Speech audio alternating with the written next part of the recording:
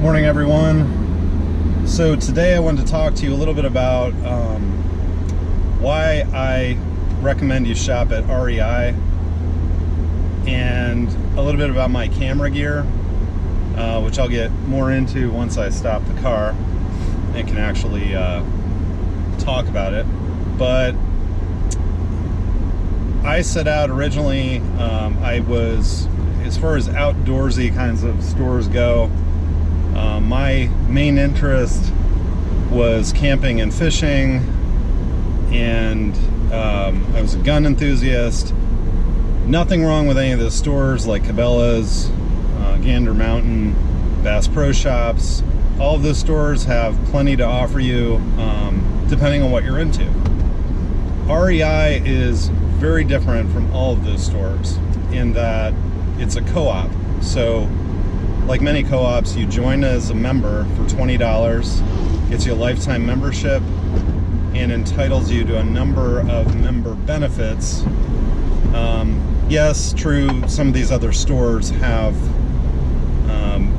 reward programs that do earn you money back. This reminds me like Costco on steroids. Costco, you get your reward dollars back with your related credit card every spring. This is kind of the same way, but you can kind of see what you're going to earn as you're going.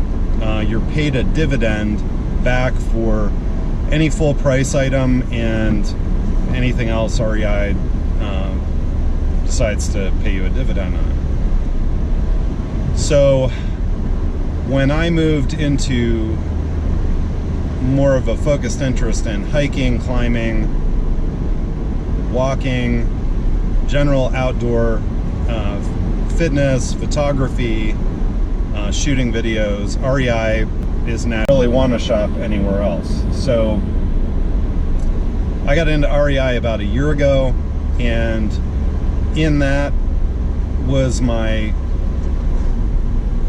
quest to minimalize a lot of my things. I got rid of a lot of what I own, and I had a lot of redundancy in equipment. So I might have, a bunch of packs, none of them serve a purpose, and I'm just holding on to them to have backups. And it was the same way with cameras and other camping equipment. So it was like, well, what am I gonna do now? What do I need and what don't I need? So I sold a lot of things that I didn't need and got better, more focused equipment, mostly all through REI. The deals were tremendous, and in addition to getting paid dividends in the spring, like I said, you'll see what you're going to get paid.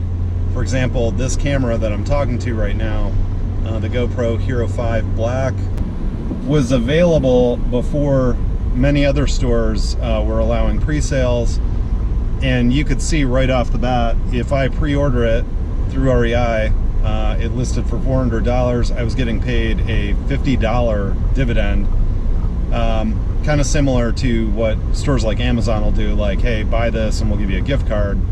The cool thing about the dividend payout, you don't have to spend it at REI. You can go in and say, I'd like a cash payout. Of course, there's something I'll need, so I'll end up spending it at REI, and I'd rather give them the money than somewhere else, so they can continue to carry more awesome things and enhance member benefits. Periodically, you'll get emails from them. They'll tell you about members-only sales, which I talk about in another video. They will invite you to purchase an item at full price for so much off, and their clearance section is called the REI Garage. Sometimes they'll do combined deals, like buy a full price item with this much off, and then you can take this much off a garage item. So I usually wait to see those kind of offers come along, and if there's something in the back of my mind in reserve that I know I'm going to need, then I'll take advantage of those offers. So being up towards Cleveland, the nearest REI, there's two of them in Columbus, so a lot of my ordering is done online, which is fine because their return policy is completely off the chain. It's unlike any store. I mean, they want every customer 100% satisfied. So for example, if I buy a pair of hiking shoes and they're touted as waterproof, and I get out and hike some ridiculous amount of mileage on them, you know, a few hundred miles, get them in mud, my feet stink, get all sweaty, and I decide, oh, they're not living up to, you know, what they were touted as. You take the hiking shoes back to the store, tell them up, they didn't live up to their description, and REI will take them back, give you your money back, and then they'll take those used items, most anything they sell that doesn't involve safety, like climbing equipment, that would be a bad thing to buy defective or used, and then they'll put it up on their members only sales, and you can take advantage of those when they happen. In addition to minimalizing to push lines of credit, I've consolidated my credit lines. Closed accounts I don't need anymore, but REI does have a MasterCard, and if you apply for it right now, they will give you after your first purchase, you earn a $100 gift card and get a 5% dividend back anything you buy at REI, and I believe a 1% on all of your other purchases. So you keep racking up more dividends for your spring payout. You can find out more online. Just Google REI MasterCard. It's also, there's a link to it on their website, as well as their return policy, which will tell you a lot more about how that works and what you're in for. So I'll talk a little bit about my camera equipment. I'm using the GoPro Hero Black. What I love about this camera, I started out with the original Hero that I bought used, and used it for a couple years. It was okay. I had two of them, and what's kind of cool about having two GoPros is you can do multi-angle shots. I'd like to get into that on my motorcycle, where I have one from my perspective and one looking at, you know, up at me while I'm talking. That'd be kind of fun, but I sold both of those and all the gear this past spring. Got a Hero 4, and of course, wouldn't you know it, as soon as I buy the 4, they introduced the black Hero 5, which was hands down a better camera. It will project telemetry onto your videos using the software interface Quick, which is a lot of fun. I played with that on Angel's Landing. You can watch my altitude. I'll play with that with the motorcycle. You can see G-force, acceleration, your overall speed, and the path that you're traveling. So it'll overlay that. You can turn it on or off as long as you have a good GPS lock, which there's an icon on the screen on the back. Just like the Hero 4, there's no add-on screen. It's just built into the camera. The Hero 5 Black is also waterproof up to 30 feet in its just original case without the dive suit. I would not put it in the water without the dive suit. Not taking my chances on a camera this expensive, but I have used this out in the rain, and you know, just it generally getting lightly wet, I have no concerns so far. So with the Hero 5 Black, a number of changes, mostly to the electronics. It is now a different power interface using USB-C, which looks like this. This is their dual battery charger I talked about in Utah, a must for anyone who's filming on the go. I recommend having several batteries as well. I have 3 Hero Black, Hero 5 Black batteries. These are also different from the Hero 4, so don't think, oh, I can hold on to my batteries and use them. But they just pop in the top. You have indicator lights. They'll charge at different rates. This is the dive suit. Again, if you have one from an older generation GoPro, it's not going to fit this camera. This camera has you've never removed that outer lens. There's several videos out on YouTube, and I would highly recommend you watch one before you attempt to snap it off in your hand. But that has to be removed before you can fit the 5 in the Uber dive suit. There are an array of accessory packs and accessories, mounts available from GoPro. I would highly recommend you buy the protective elements for the camera and the batteries and charger mediums through them or a reseller that is selling you the GoPro branded items. As far as the accessory mount packs, go generic. I bought a bundle on Amazon for about $22 with every mount you could possibly want, and a lot of which I wouldn't even use. The chest mount harness that goes over your shoulders, fastens in the middle around your waist, that is right here, is great for point of view perspective shooting. I used that exclusively whenever I was doing anything pertaining to action. Then I got a motorcycle bar mount that will mount to my rear view mirror bar. But most of these accessory kits and the camera itself will come with at least a couple of these. These are the base mounts with an adhesive. You can affix them to the front of a motorcycle helmet. I have one stuck on the dashboard that the camera's sitting on right now. So you're going to use those. Selfie sticks are cool, especially one that extends and retracts. When I did the top-down shot on Angel's Landing, walking the narrow portion, that's what I was using. And then I have a piece of stainless steel that the base clips on, and it doesn't go anywhere. A lot of these kits will come with a flexible tripod that honestly I have no use for. It's very flimsy. Depending on the surface you're gonna set it on, it's gonna move around or fall over with, you know, a little wind. So I don't really use that at all. I do have a scuba dive mount, which you'll see in my gear video. They also have more easily removed pack clip or you could even put it on. You'll come to find, if you get one of these cameras, is that after you use it a bit, you're probably going to come down to like 4 or 5 mounts that you use exclusively, and you're going to have, you know, a bunch of stuff you don't. Or you're going to have, these are the